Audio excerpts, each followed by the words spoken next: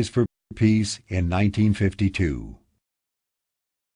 It was one afternoon that a nurse came in, Dr. Schweitzer, very excited, and my father looked at her and said, "Which cat has had kittens?" So that's how he learned this young nurse had heard about the Nobel Peace Prize.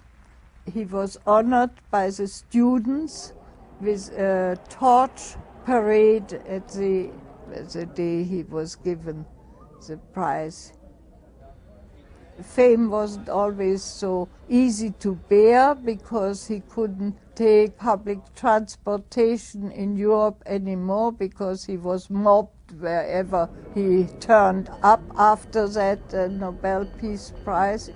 But from that time on, he mostly had to travel by car, and then it was his pleasure to pick up people who were walking along, and he had wonderful conversations which he enjoyed with students and all kind of people. As donations from friends and supporters arrived at Lamborghini, Schweitzer poured these funds, as well as the money from the Nobel Peace Prize, into his hospital. He was also very happy about the money.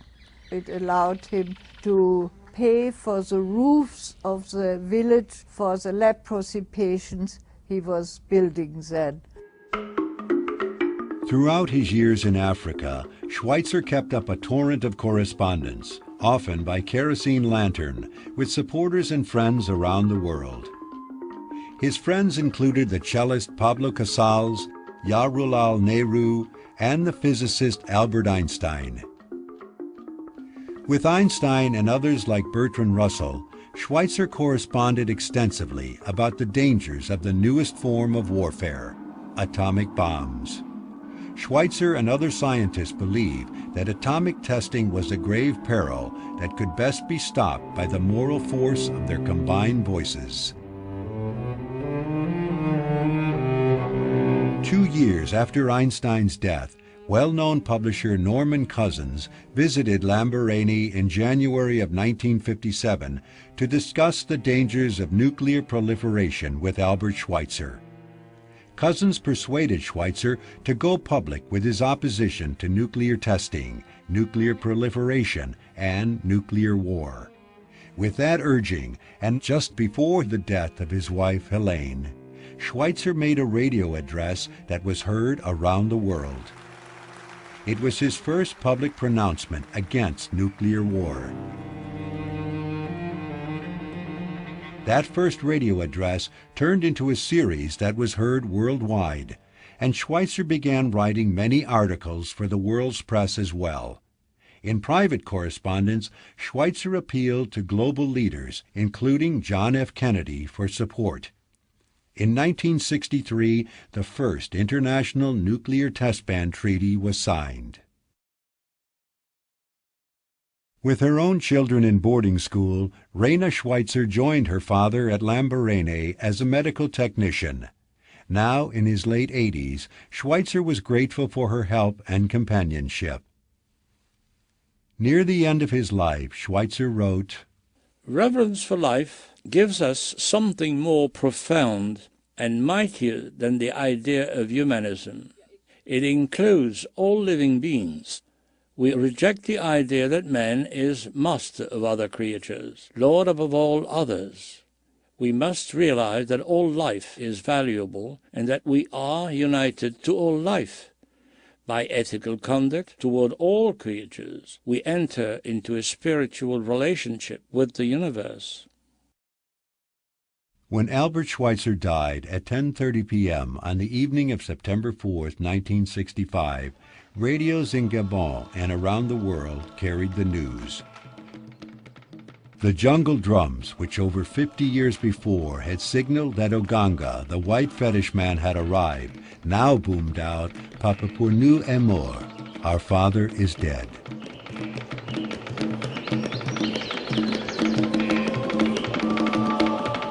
Families began to fill the trails and the canoes to Lamborghini.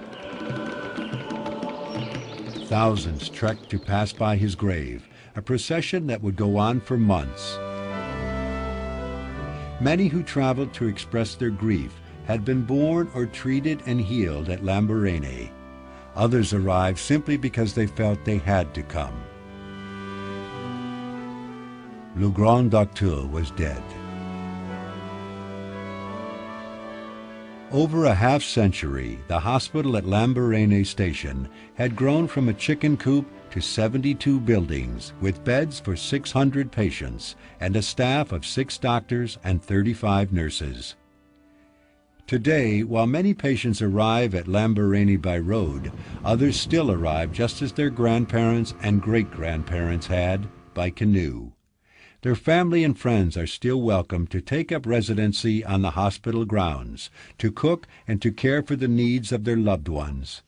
Between 6,000 and 7,000 patients are treated at Lamborghini every year. The original hospital buildings house a museum to Albert Schweitzer, his philosophy of social action, and his life's work.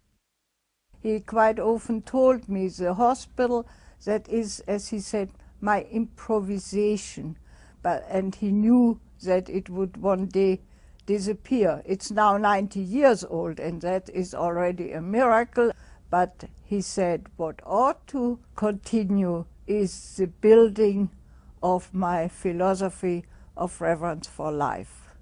The ancient Presbyterian Gunsbach, the Schweitzer family home, where Albert grew up and his family shared so many happy and sad moments, is today an active conference center where visitors from around the world share their thoughts on advancing Schweitzer's philosophy. The home Albert Schweitzer built for Helene and Raina, where on each of his visits to Europe after 1927 he greeted neighbors at the window of his study,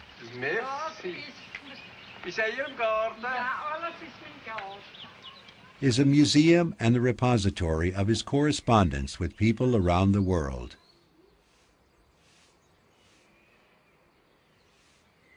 The Albert Schweitzer Institute at Quinnipiac University has grown into a leading global promoter of the ideas of Albert Schweitzer. Our goals at the Albert Schweitzer Institute here at Quinnipiac University are to promote the values and ideas of Dr. Albert Schweitzer on a worldwide basis. We are doing this in many different ways. Working with Nobel Peace Prize laureates is one, taking our students on humanitarian missions to other countries, especially in the third world, is another, and also working on some of the more particular issues that Dr. Schweitzer was interested in, such as nuclear non-proliferation and relieving poverty.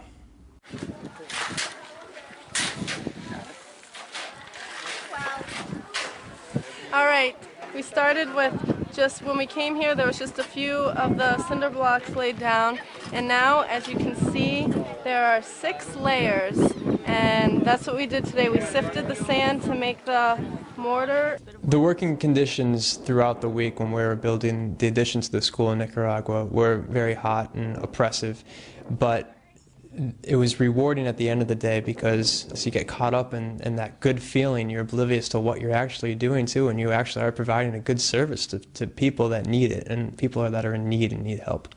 The children were so excited to see us. Every day when we got off the bus, they would come running up to us, full of hugs and smiles. And even though the days were so hot and whatnot, that went in the back of your head. You didn't realize the conditions you were in anymore. It was like my new home, and I now have a family in a world that I never imagined possible. One of the reasons you do come to college in the first place is to grow. It's to grow as a person, to grow as a human being, and I can tell you that in all the time that I was at Quinnipiac, one of the best things that Quinnipiac did for me was let me go on that trip. Because I've grown more in that time, and I was gone for about 4.5 months, than I think I have in my entire life. To want to change the world, you have to let all those experiences that you have transform you, not just see them as like, you know, passing in the wind that, oh yeah, one time I went down to Nicaragua and I saw destitute and I saw poverty and I saw sickness, but to actually learn from that and let it transform your life and to not work against it. It's amazing that out of 4 years of college, how essentially 1 week could have really changed the way I think about the world globally, not just the world that I know. I think there's an unexplored or untapped reservoir of idealism among the world's young people these days. And it's not just theoretical idealism. I think many of them are very eager to find a way to put their moral ideals into actual practical application. And that's a lesson that Dr. Schweitzer's life exemplifies vividly. I'm delighted that the Schweitzer Institute is at Quinnipiac University. My father would be very happy to know that his thoughts go out to these young people and that it has meaning for them. Well, he's a perfect role model. He gave everything up, including an enormously brilliant career he could have had in his native land, yet he chose to sacrifice that to do better for mankind. And if young people were to look at what he did and continues to do, because, you know, Lamborghini is still there, his work still goes on. The Schweitzer Institute at Quinnipiac with David Ives is a growing and beautiful flower. Albert Schweitzer was a real humanitarian, a true man of peace.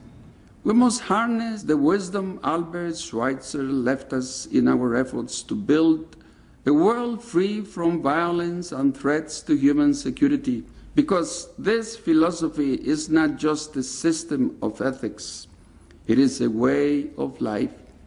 We must look to reverence for life as the keystone for our pursuit of peace and human progress.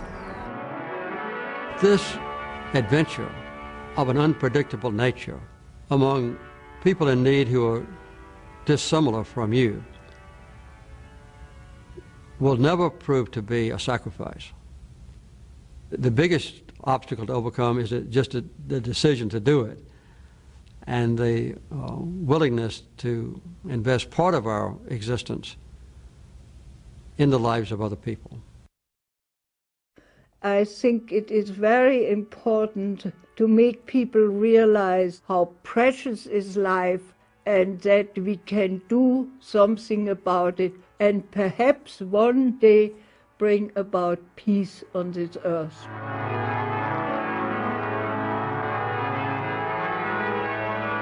Over the course of his life, Albert Schweitzer's work established, inspired, or anticipated many of the major social and humanitarian movements of the 20th century. But it was for future generations that he expressed the greatest hope. In youthful idealism, man perceives the truth. In youthful idealism, he possesses riches that should not be bartered for anything on earth. Albert Schweitzer was known to say, everyone must find their own Lamborghini. It's not enough merely to exist. It is not enough to say, I'm earning enough to live and support my family. I do my work well. You must do something more. Seek always to do some good somewhere. Every man has to seek his own way to make his own self more noble.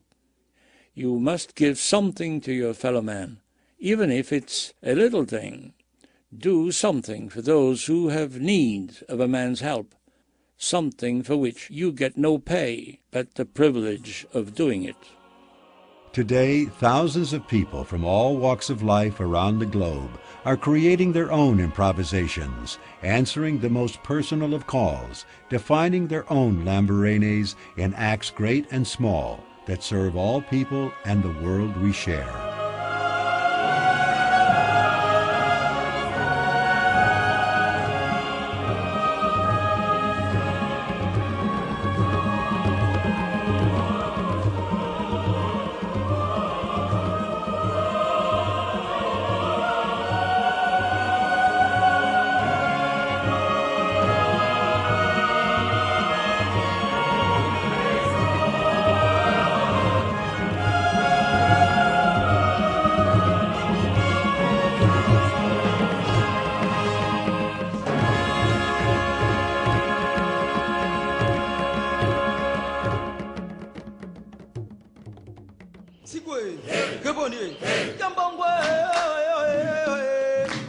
chilati mbona mukomonde mbona bigisoto tutwabigibana soki ya mugati yabo ndikia tondwa dikia mugati yabo ndikibila changwe makanga manga ni matete mzazo paka mona mudu masho bikimona mojikona lombe na mobota ngandwa gombeye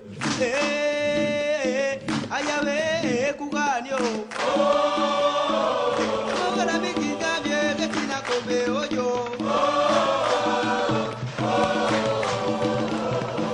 yamagona mesanya belima koma bidyo oh sanya belima koma bidyo